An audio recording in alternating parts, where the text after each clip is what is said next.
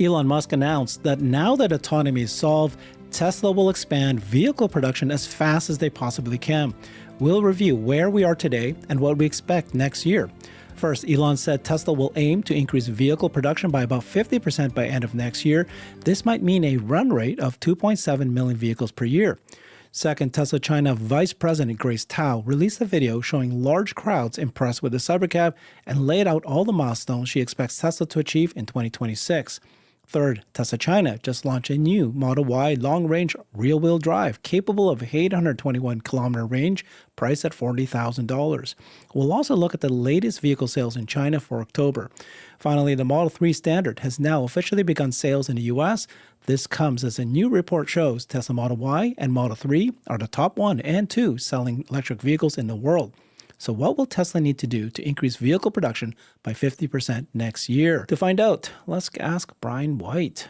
Brian is one of our best Tesla retail analysts and highly recommend you follow his YouTube channel, FutureAza. He's one of the few that regularly travels the world, gets exclusive factory tours and exclusive interviews. Thank you, Brian. Great to be here. What big topics. And yeah, if autonomy is solved, big if, we might need some more units out on the road. I wanted to ask you specifically, because obviously you keep track of production, factories. What does it mean? We're going to go take a look at where we are today with China, but and the new vehicles. And then, of course, with FSD, what will happen to demand? But let's start off with his comment at the shareholder meeting. He said this: now that autonomy is solved, Tesla will expand vehicle production as fast as we possibly can. And he said that it's time to ramp up production because the value proposition is now much greater than a regular car. Let's listen to what he actually said here. We're going to be ramping up production very dramatically at Tesla. So now that we believe we have full self-driving, that we have autonomy solved, or at least are within a few months of having it unsupervised autonomy solved at a reliability level significantly better than human, that means it's time to ramp up production because the value proposition is now much greater than a regular car. The killer app really is for people: can you text and drive, or can you sleep and drive? Can the car take you to a destination, or do you need to pay attention and have to drive it? And before we allow the car to be driven without paying attention, we need to make sure it's very safe. But like I said, we're on the cusp of that. I know I've said that a few times, but we really are at this point, and you can feel it for yourselves with the 14.1 release. So what we're going to push to expand vehicle production as fast as we possibly can. So aspirationally, we'd aim to increase vehicle production by about 50% by the end of next year. Okay, so he said that aspirationally, we aim to increase vehicle production by about 50% by the end of next year. So this is like one of the first, like he said, I've been saying this for so long, but here we are. FSD's gotten so good, maybe you can text, and with that, he expects that vehicle sales will go through the roof, like 50% growth next year because of this. And so many of us in the community are like PTSD. We don't want to say that sales of yearly sales are going to increase at all next year, but here he is, 50%. Do you believe that? The first post you showed said, now that autonomy is solved. And I said, is it? Is it? I mean, it's very close. And then he went on to clarify in the clip you played. I mean, we're on the cusp of it. But like you said, the cusp is bigger than expected. You know, the highest peak on Mars, when you're atop it, just looks like a plateau. Because even though it's very high, it's very hard to know when you're actually at the actual summit. And I think that's where we are with FSD, is that we're kind of there. But I've done 2 robotaxi rides, and they were fine. What I would call perfect. Would the safety hitchhiker call them perfect? No, in one of them, he tapped to put notes to make a bookmark on the ride so engineers could look at it. To me, it was fine, but I can't see what they see. It's entirely possible that he is seeing things on the back end that make it clear that it works. What I suspect is that the build they're using is slightly different. The build they're using is designed to run without us, and the build we're using is designed to run better if you're paying attention. So it's optimized for someone being able to take over at the last second. I don't know if that's true. So if autonomy is solved, maybe it is, then it's time to increase production. I'm disappointed that we don't have the strength of a Giga Mexico about to come online, but there are reasons that couldn't happen. But even without that, we have idle capacity, certainly in Texas, certainly in Berlin, not so much in Fremont and Shanghai, but Berlin and Texas are built for volume, and they've never really had a chance to flex that muscle yet. Yeah, that's exactly what I was wanting you to explain. I was talking to Omar, Homar's catalog, asked him this question, and he was saying that, okay, it depends on what you define unsupervised FSD. Because what he said was, if you can text and drive, that's such a huge value proposition. I think people want to buy this car. And so what does that mean? It could simply be meaning that they will just reduce the nags and the camera. And it will allow you're still supervised, you're still responsible for the car, it's still your insurance, but now he says you can text it, you can text while you're driving. Now, if something happens, then it'll just beep, you can go take over now. That's a lot better than what we are now, which is, the camera's looking at you, got to be looking straight. If you don't look straight, it's going to go boom, boom, boom, take over now. They'll reduce that. So it's not quite yet this thing where autonomy is solved and you can just sleep in the car and this car will, drive you like a robo-taxi. That's something solely separate yet. So if that's the case, yeah. The car is so much smarter than people realize. I had a good test for the car yesterday. I was at an intersection, the kind where the road comes in from the side, and in order to look left, you have to look behind you. And I asked the gang in the car, I said, do you think if I look over my shoulder for a 30-second straight at oncoming traffic, it's going to tell me to look at the road? And they're like, boy, I don't know. And sure enough, it didn't. It knew that I was looking in the right direction. The car is smarter than us. When we saw a video of leaves blowing out onto the road and the car making a hard stop for someone, what I saw was I saw plenty of people saying, if there was a truck behind you, you would have been smashed. Buddy, if there was a truck behind you, the car wouldn't have done that because it's looking. Unlike you, it has 360 vision. So it is able to do that in ways you and I cannot, even though it doesn't show up on this video. Okay.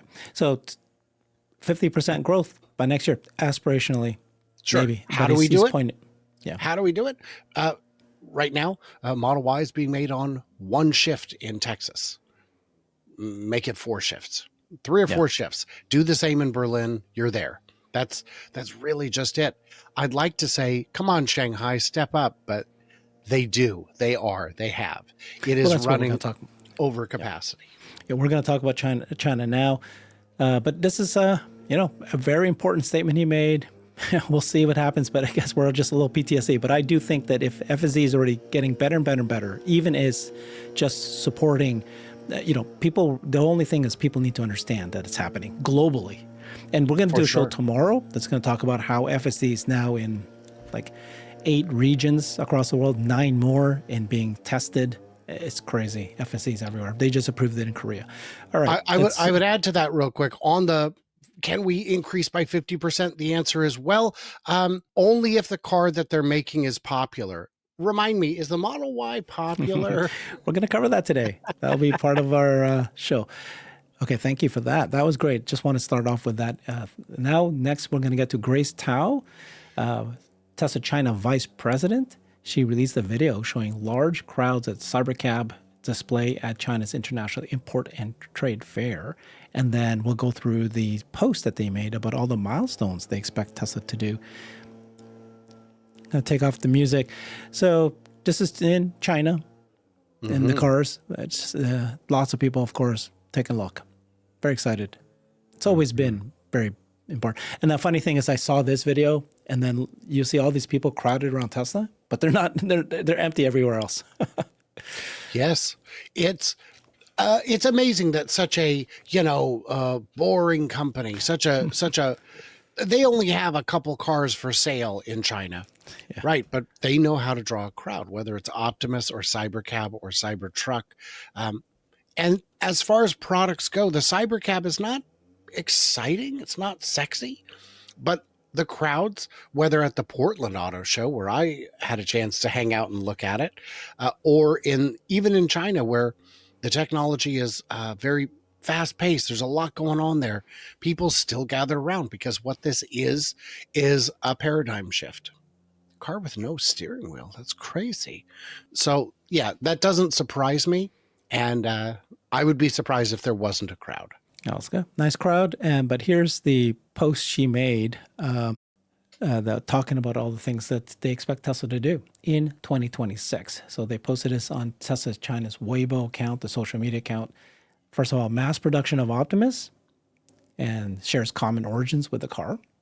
Expanding vehicle production at the fastest rate. Again, targeting a 50% growth. This is Grace Tao now. So this isn't just Elon saying it at the conference. I aspirationally. No. This is now a corporate kind of goal.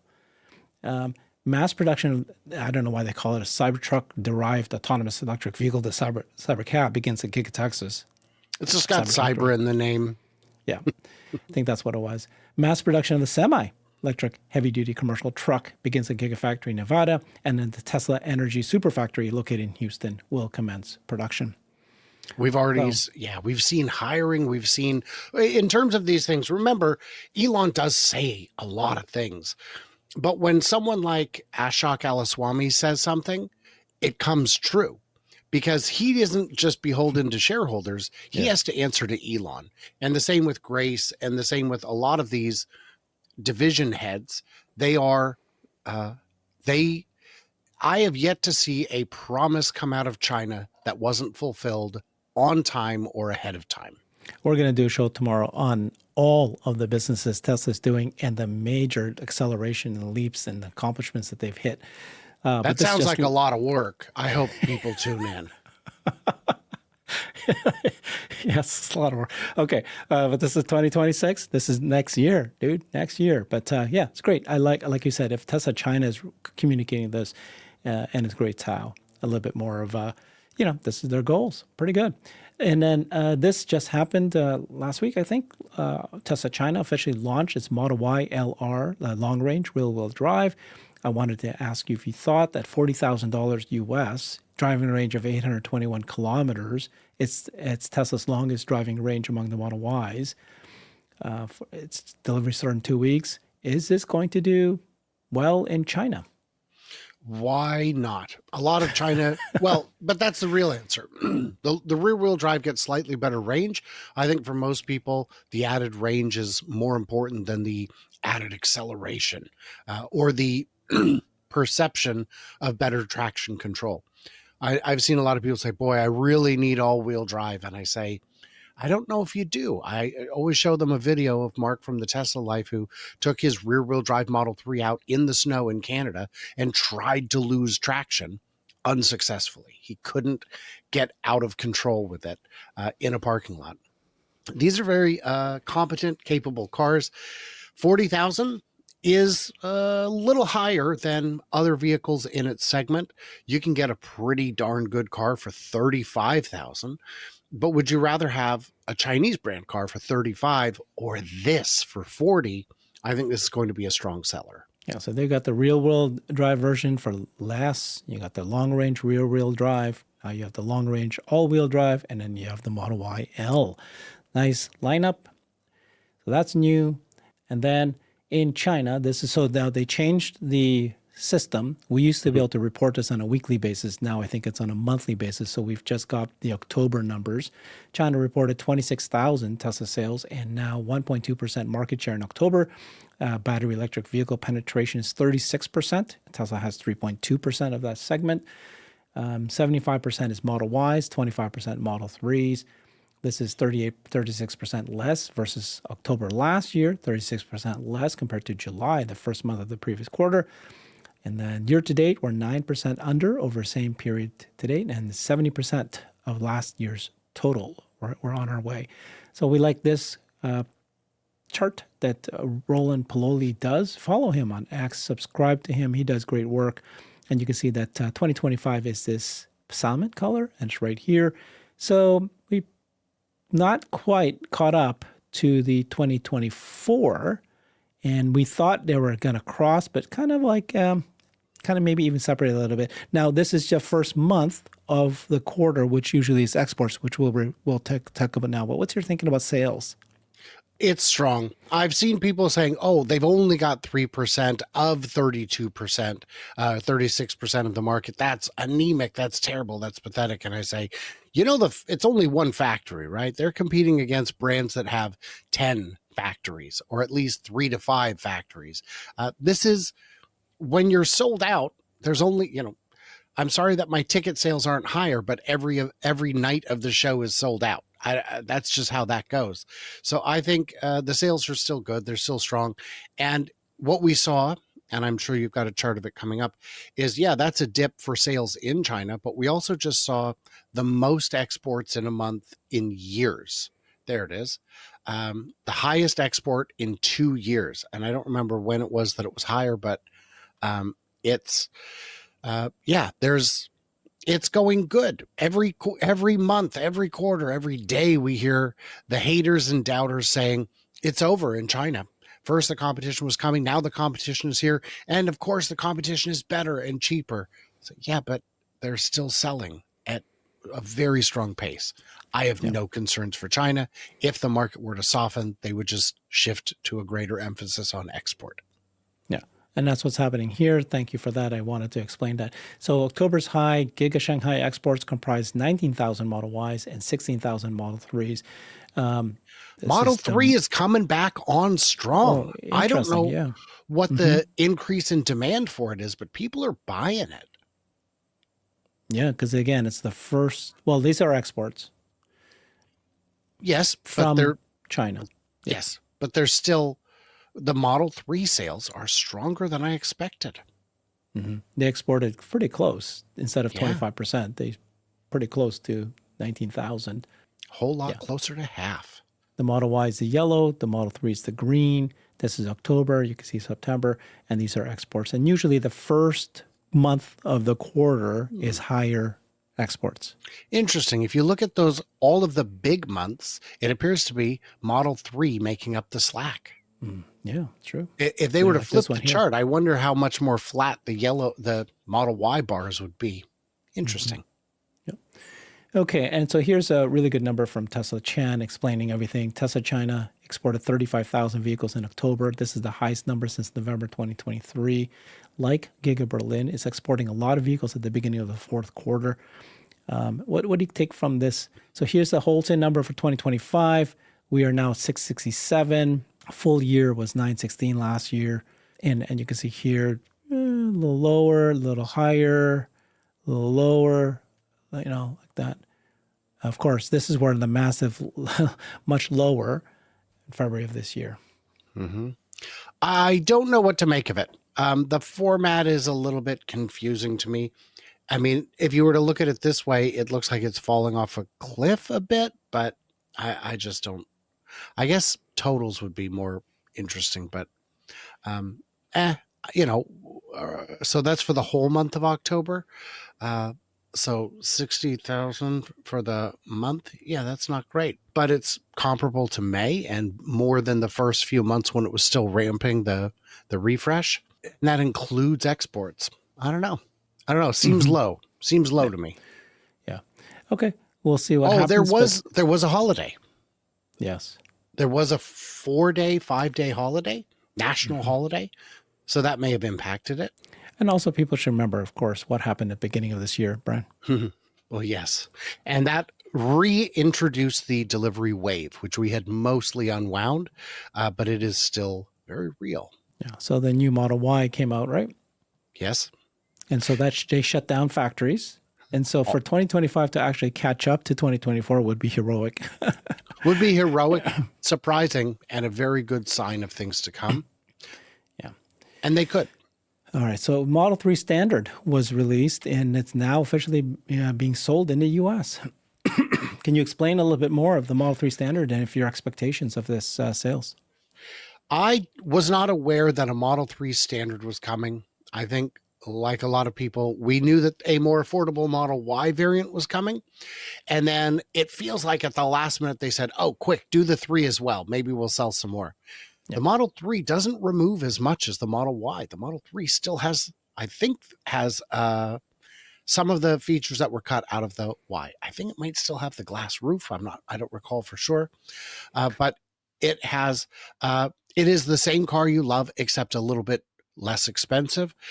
I was talking with a gentleman at the Oregon Electric Vehicles Association. He has a 2018 Model 3, and he said this new, more affordable one has more features than what I have in my car that cost far more. It's a better ride. It has fewer speakers, but arguably better sound. It's quieter. No, it doesn't have the rear screen. His car doesn't have the rear screen. It doesn't have the ambient lighting. Who cares? So what you've got is a good selling, still premium car that's still quick, that's still fun to drive, that is popular and is going to get more popular. And with the likely reintroduction of LFP batteries, could get even cheaper in the future. Yeah. Well explained. I think people compare it to the existing Model 3 and they go, you're going to lose all that. But if you don't compare it to the existing Model 3, but you compare it to just other cars, it's great value. Yes. Well, it's like the people who say this particular Model 3 or Y is slow at only 5 seconds 0 to 60. That's a speed that was not hit in a production car until 1985. If you had a Corvette in 1984, it's slower than a rear-wheel drive Model Y, at least to 60, and a lot less drivable. I'll just tell you that. So these vehicles are exceptional, and if you're comparing it, of all the things they cut out, the people I've talked to have said, what did they cut that you are really upset about? Everybody has one thing. For one person, well, I'd really like it to still have better sound. Great. For less than $5,000, you can put in better sound. Is that one thing you're missing worth $5,000 to you? Because if it is, just get the other car. And then, of course, all of these cars, no matter how inexpensive they are, will have full self-driving. They've got the autonomy. They will tell you, even if you're not using it, it'll tell you if you're drifting out of your lane. It'll look out for you. Okay, and so I've reported this a few times now, but I thought, since I'm talking to you, this is Model Y, Model 3 is the number 2 top-selling electric vehicles in the world for the month of September. Is this a big deal? I know Elon reposted it, and he thought it was a big deal, but no. So for the Model Y, no. That doesn't. If it wasn't number 1, I'd be very surprised. The Model 3 coming in at number 2 worldwide, that's exciting. It makes a bit of sense when you consider that it's being built in 2 factories. And while I would argue that if demand was higher, Fremont and Shanghai could build more of them, I think they have capacity to move a bit faster. It's still remarkable numbers for a form factor that is, in many markets, no longer considered desirable. Sedans globally sell quite well, but not in a lot of the big key markets where SUVs and compact SUVs have taken over due to their expanded utility. So this is, to me, the big surprise is Model 3 at number 2. Really? Yeah. Okay, seems great. to be going up. And what's number 3 on that list? As a reminder, that's probably the Wuling Huangguang Mini, which has a price lower. It's got $4,500 price tag. Mm-hmm. That is less than the profit Tesla makes on a Model Y. Just the margin on a Model Y is larger than that price tag, and it still outsells it. They're right. That's the thing, right? It's very deceiving when you go, oh, I'm going to look at by volume. Well, this car here is like a golf cart, right? It's $5,000. Yeah, it might be 6,000 now, but it is still very, and it's really nice. It is for $6,000. It's a heck of a car. You get a lot, but comparing it to, come on, it's a totally different segment, totally different needs. You can sell 1 million of these. It doesn't mean that it's better. Yeah. Okay. So this is the situation right now where we're at right now. We've been flat in sales all year. FSD's coming. Tesla says we're going to aspirationally increase production by 50%. What is your expectation with these cars? Because on the other side, you have Lars Morvey saying that the Roadster is our last hurrah. This is going to be the last car we're going to create that is drivable So we want to make it look, we want to do it, justice, make it look cool. And of course, it's going to be flying and all that. We want to overdo it in every way. But this notion that we're not going to create, I mean, of course, they're going to still sell cars. How many years, right? Probably 5-10 years, they'll still sell these cars. I'm not saying they're going to stop like tomorrow. But this idea that the emphasis on drivable cars will switch to autonomous cars. The Cybercab, of course, being the first autonomy first car that they're going to mass produce. So this interest in actually increasing sales of these drivable cars, of which they're all used for autonomy too. So it's not like there's no reason why they're going to have to switch necessarily. But what is the future of the Model Y? So Yeah. the Model Y will never go away. It'll be a legacy car that just keeps chugging along. I can see a day in the future where people really aren't driving. Some people will always drive. Some people love driving. I know I was talking with a guy named Carlos in Austin who has FSD. He doesn't use it, but he has it. It's like, I just love driving, man. I just love it. So when those people, great. But why would you stop making the Model Y if it's profitable, if it's still moving? They still make S and X, even though their volumes are not very high. Just run it until there's no more sense in running it. And at some point they'll just say, well, all of the ones coming out of Fremont, for example, will have a steering wheel, and all of the ones coming out of Texas will not. Yeah. They'll just be boxes. They'll just be fun. And maybe they'll transition to just doing YLs because that's what people want. But there's no reason to stop making them. Just, it's no longer the thing we're excited about. Do you see it? So were you referring to this, or could you see a time when they will install steer-by-wire into the Model Ys and the Model 3s, and then you can sell it drivable, or you can just remove it and have it as autonomous as well? Well, if they're doing steer-by-wire, there'd be no reason to remove it. They would just deactivate it, like in a Cybertruck. It's space. Well, yeah, but if you're facing that direction anyway, it's not really in your way.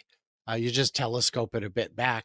On the steer-by-wire in the Cybertruck, for those who don't know, when the truck is off, the steering wheel just floats free. It doesn't do anything. I see what you're saying. It's probably better to just retract it away, push it away. Yeah, okay. Just have it. That's easy for them to do. The dash. Very easy for them to do. Yeah. I've seen people saying, does that mean we're going to start doing unboxed and 48 volt and steer-by-wire on the 3 and Y? No, it's more than surgery. It'd be a nervous system transplant, which has never been done. And a conversation we've had previous as well. Of course, they've created an unboxed model. It's going to be Cybercab, but there's going to be many different versions of vehicles coming out of the unboxed model. None of us said that that's only going to be one thing. So that's where the focus will be in the future. So last question, if the growth next year, 2026, next year, 12 months from now, we're going to get to a run rate of 50% more aspirationally beyond production. Is it all Model Ys and 3s? Does that include Cybercabs? Cybercab is only expected to enter production in April. And even that, we don't know at what pace. So I don't know how much, we're talking an extra 800,000, 900,000 units we would need. That would be, Cybercab's not going to make it up. Semi's not going to make it up. I don't think 3 so and either. Y are what's going to have to do it. You'll get some of those in the mix, but not enough. Yeah. I'm glad that we reviewed what he actually said, because in the context of what he said FSD is so good now that you can text while you're driving. That is going to drive the volume to the point that I think we can increase production. I think he's referring to drivable cars, not the Cybercab in that case. So being able to text and drive, in my opinion, could double the FSD take rate inside a year. I agree with that. It's just that it's a matter of I totally agree with that. I mean, he's so good, right? He's like, if they figured out what exactly is the thing that's going to go viral, the thing that people really want. It's the text and drive. And it also kind of allows you to still be supervised. And like we said earlier, it's like this model where it's a transition model where you're still in charge, but we're just going to beep you loud if something bad is about to happen. But in the meantime, generally, we'll tell you, because right now even, right, it's like there's this note that comes up and says increase attention required. So when the car's driving and it realizes something's a little bit more scarier or something more high risk, they'll tell you, hey, increase attention more required right now. So I think in the same way, text and drive. But if the car sees that it's about to head, heavy rain, going to some construction getting zone, close to fog. Yeah, Yeah. a little I'll say, foggy. Hey, beep, beep, beep, increased. beep, beep, beep, beep. Yep. Please take a Not look. even not even that. Just hey, we're entering an increased attention zone. Yeah. No texting until further notice. Yes, I love it. exactly. I I love it. think that that's the transition that we're talking about. You just Okay. made me brighter. No, you did too, dude. You're the best. That's why I love these shows with you. It's unbelievable, your knowledge. And I think that the audience just really appreciates you, Brian. It's crazy what you know. I say that all the time because we've had shows for 2-3 years or whatever. And every time I'm like, how do you know that? How do you, I follow Tesla more than you, baby. Like I follow everything, but the knowledge you have is so good. Appreciate you so much. Yeah. How do you know about the trains in Mongolia? That's weird. Follow Brian in his channel, FutureAza, one of the best channels out there. Honestly, it is so good. Your knowledge is great. Okay, and you travel, and you're traveling again. And you just travel all over the place, and you just get on the ground and you interview all the right people.